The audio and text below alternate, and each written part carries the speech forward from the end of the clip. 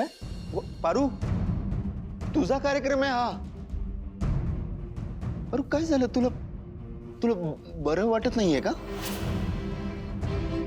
देवी आई, यापुढे मी कंपनीसाठी काम नाही करू शकणार. व्हॉट? अरे वा, मला परत एकदा संधी मिळते वाटतं ब्रँड अँबॅसेडर व्हायची. पारू, काही अडचण आहे का? पारू प्लीज तू असं काही करू नकोस, ओके? उद्याचा इव्हेंट खूप इम्पॉर्टंट आहे. किर्लोस्करांचा स्टेटसचा प्रश्न आहे, तू असं अचानक कसं काय करू शकतेस? एक मिनिट अनुष्का, किर्लोस्करांचा स्टेटस कोणा एका माणसावर ठरत नाही. पण पारू, तू जे बोलतेस ते मला पटत नाहीये. कारण तुला मॉडेलिंग करता यावं म्हणून आदित्य माझ्या विरोधात उभा राहिलेला बघितलंय मी. तुझी तुझ्या कामावरची निष्ठा तुझ्या डोळ्यात बघितलीये मी. त्यामुळे आत्ता तू हे सगळं का बोलतेस मला खरंच कळत नाही. पण काही प्रॉब्लेम असेल, काही सांगायचं असेल तुला तर तू अगदी बिनदिक्कत सांगू शकतेस आम्हाला. नाही नाही, एक मिनिट आई. मला असं वाटत नाहीये पारू हा निर्णय मनापासून घेते. पारू प्लीज, जे काय असेल ते आम्हा सगळ्यांना सांग. काय आहे की जर काही प्रॉब्लेम असेल तर आपण सगळे मिळून डिस्कस करूया, काहीतरी मार्ग काढू त्याच्यावर.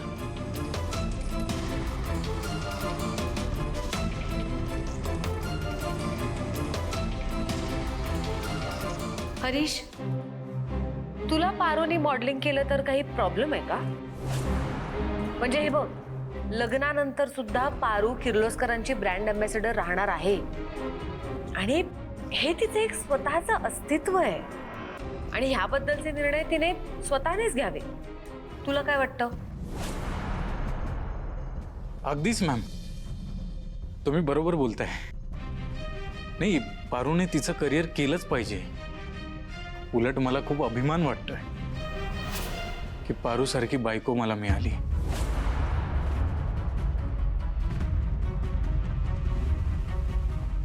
पारू, आता तरी तुला उद्या यायला प्रॉब्लेम नाहीये ना? नाही. Thank God. काय म्हणजे घाबरवलं एकदम. मला असं वाटलं की परत आता ते सगळं. शी बाई, संधी हुकली. तुला माहित आहे बैजू, तुलाही सुखी आहे. तुला बोलता येत, तुला व्यक्त होता येत नाही आणि मला बोलता येत असून सुद्धा मी बोलू शकत नाही. मला असं वाटतं की माझ्या आयुष्याची दोरी दुसऱ्याच कुणाच्या तरी हातात आहे. त्याला पाहिजे तसं तो मला खेळवत राहतो आणि मी खेळत राहते. मला काय पाहिजे, माझ्या मनात काय आहे, मला काय वाटतं, हे बी आता कळना झालंय मला. समुद्राची सुद्धा भरती ओटीची येळ ठरलेली असते. सूर्य मावळला तरी त्याची उगवायची येळ ठरलेली असते. अंधारानंतर उजेड येणार हे बी ठरलेलं असतंय. पण माझ्या आयुष्यात हे समजा काय सुरू आहे? माझं आयुष्य स्थिरच होईना झालंय बघ. जरा कुठे एका क्षणावर थांबावं म्हटलं तर काही ना काहीतरी होतं ना, मी पळते, नुसती पळत राहते मी. वैजू, हे बघ, मी मला जे काय बी वाटतं ना ते माझ्या सावित्री आत्याला, माझ्या जास्वंदीला आणि तुला सांगते. कारण मला खात्री आहे तुम्ही कधी बी माझी चेष्टा करणार नाही. वैजू, तुला दिसतंय ना माझं दुःख? तिला दिसतंय की नाही मला नाही माहिती.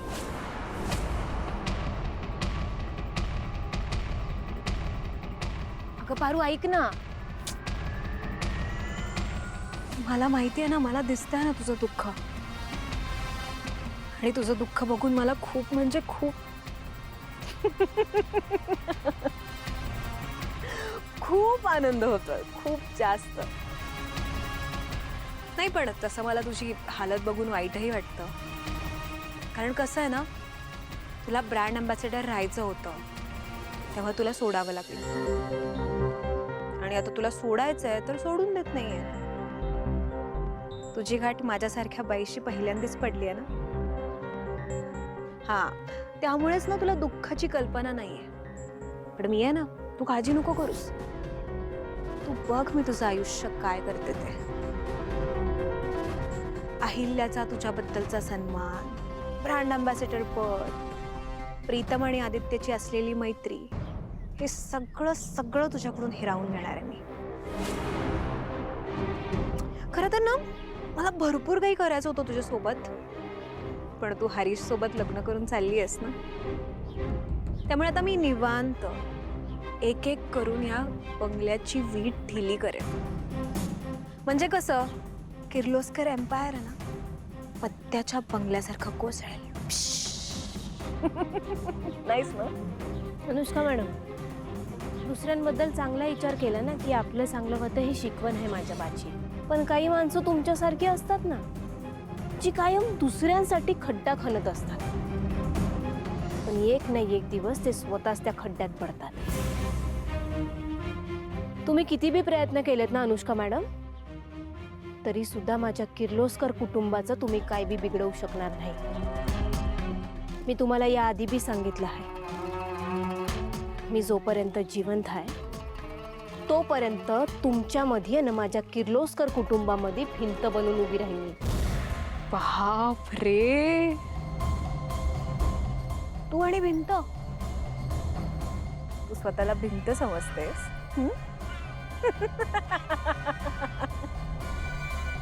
गॉड, कॉन्फिडन्स तर बघा. अगं, तू माझ्या वाटेतला ना एक छोटूसा काटा आहेस. तू असाही निघणारच आहे. मग कोण अडवेल मला? आणि ऐक ना भारू, मी ना सेम लेवलवर खेळत नाही. आणि असंही माझ्या वाटेतून तुला काढायला हरीश आहेच.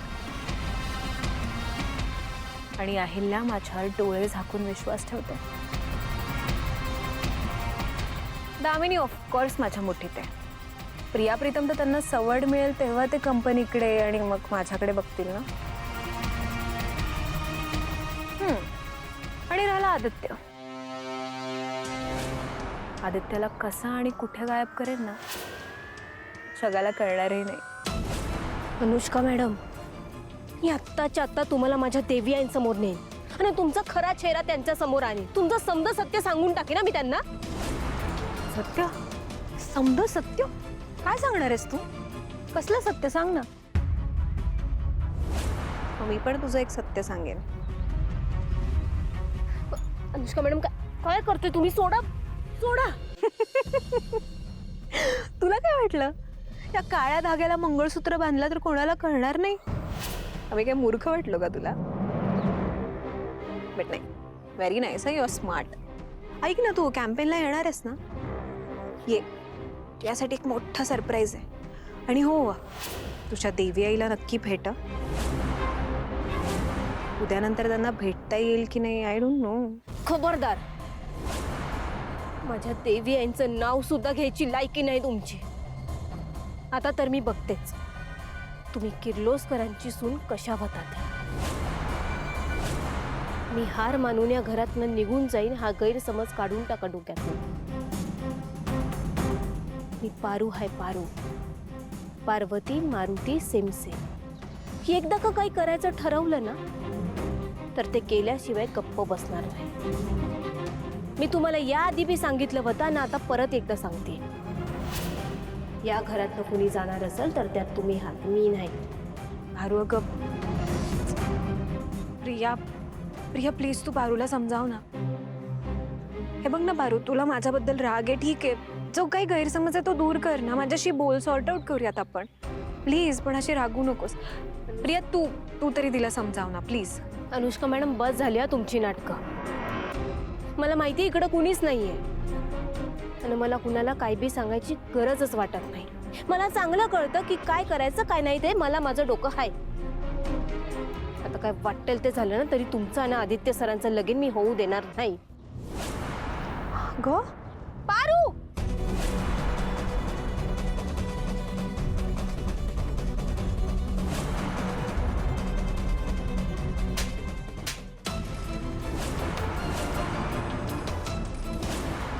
पारू, हे कुठलं रूप बघते मी तुझं?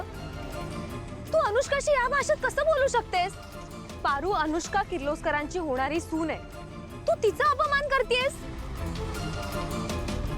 प्रिया, जाऊ दे ना, तिच्या बोलण्याने काय होणार आहे? कसं ना, ती थोडीशी पॉझिटिव्ह आहे आदित्यबद्दल, त्यामुळे. पॉझिटिव्ह म्हणजे काय पारू? बोल ना, पॉझिटिव्ह म्हणजे काय? पारू, तू आदित्य दादांची फक्त एक मैत्रीण आहेस आणि अनुष्का त्यांची होणारी बायको आहे. आणि ह्या दोन वेगवेगळ्या गोष्टी आहेत, कळतंय का तुला? अगं, मी सुद्धा तिच्याशी बोलताना 100 वेळा विचार करते की माझ्या एखाद्या शब्दाने तिचं मन दुखावलं जाऊ नये, कारण तिचा या घरात मान माझ्यापेक्षा मोठा आहे. आणि तू तिच्याशी या भाषेत बोलते, तिचा अपमान करतेस. आणि काय बोललीस ग तू तिला? बोल ना, काय बोललीस? की मी तुझं आदित्य दादांशी लग्न होऊच देणार नाही. का नाही होऊ देणार तू लग्न? काय प्रॉब्लेम आहे तुला तिचा? प्रिया, ऐक ना. प्रिया, जाऊ दे ना, शांत हो ना प्लीज. प्लीज शांत कशी राहू मी अनुष्का? सांग ना, कशी शांत राहू? अगं, अपमान करते ती तुझा. पारू, तू चुकलीयस. तू अनुष्काचा रिस्पेक्ट केलाच पाहिजे. प्रिया मॅडम, हे बघा, तुम्ही समजताय ना तसं खरंच काय बी नाही. या अनुष्का मॅडम, मी वेगळंच चित्र दाखवते तुमच्या समोर. हे दिसते ना तसं सरळ साधं नाही. वेगळं चित्र? काय वेगळं चित्र? अगं, मी जेव्हा आले तेव्हा तुला अनुष्काने सांगितलं की प्रिया आलीये, तरी पण तू ऐकलं नाहीस. तुला जे बोलायचं ते तू बोलतच राहिलीस. हे बघ पारू, आम्ही दोघी सुना आहोत त्या घरच्या, आणि तू फक्त एक.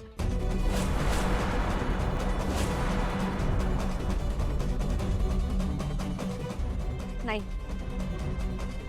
तू ती पारू नाहीयेस जिने माझं आणि प्रीतमचं लग्न लावून दिलं. तू ती पारू नाहीयेस जिला अहिल्या मॅडम त्यांची मुलगी मानतात. तू कोणीतरी वेगळीच पारू आहेस.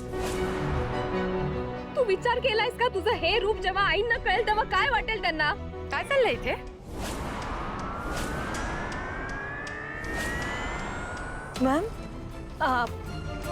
मॅम, ते काही नाही, आम्ही उद्याच्या इव्हेंट बद्दल डिस्कस करत होतो. That's it. अनुष्का, तू जरी नाही सांगितलं ना तरी मी सांगणार आहे. आई, मी जेव्हा इथे आले तेव्हा पारू अनुष्काशी खूप चुकीच्या पद्धतीने बोलत होती. अनुष्का उलटून तिला एक शब्दही बोलली नाही. उलट तिला नीट शांतपणे समजावून सांगत होते, पण पारू तिचं जरा सुद्धा ऐकून घ्यायला तयार नव्हती. हे बघा आई, पारूची या घरातली व्हॅल्यू, सन्मान, मान सगळं मान्य आहे मला. पण अनुष्का सुद्धा या घरची होणारी मोठी सून आहे. तिचा मान तर राखलाच पाहिजे ना. पारू आज अनुष्काला काय म्हणाली माहितीये? की मी तुझं आदित्य दादांशी लग्न कधीच होऊ देणार नाही.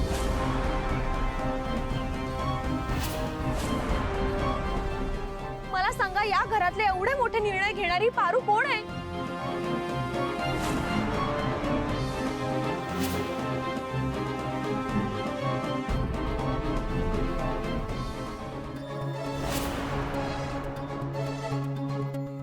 पारू, हे खरं आहे? मॅम, जाऊ द्या ना, ते उद्या पत्रकार परिषद आहे ना, आपण अनुष्का, प्रत्येक वेळी समजूतदारपणे वागण्याची गरज नसते.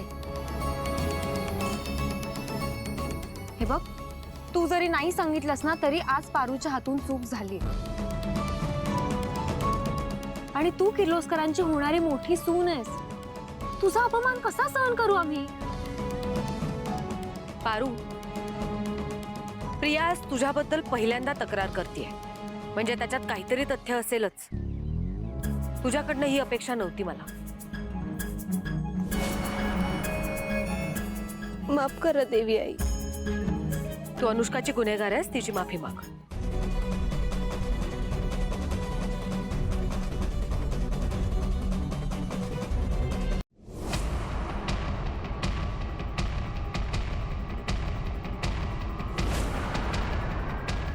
माफ करा अनुष्का मॅडम. ग पारू, असा हात वगैरे काय जोडतीयस? प्लीज असा हात जोडू नकोस. हे बघ, मी तर म्हणते माझी माफी मागायची गरजच नाही आहे तुला. अगं, आपण दोघी चांगल्या मैत्रिणी आहोत आणि मैत्रीमध्ये असे छोटे छोटे खटके उडतातच ना. It's okay. ही अनुष्का किती समजूतदार मुलगी आहे, पण पारू आज तिच्यासोबत खरंच खूप चुकीचं वागली.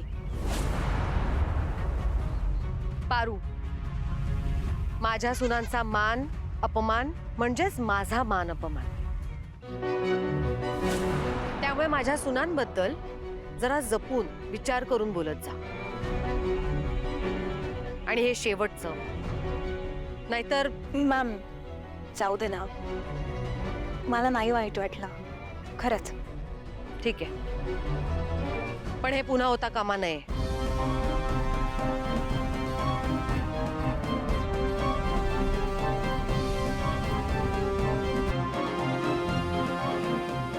बाय.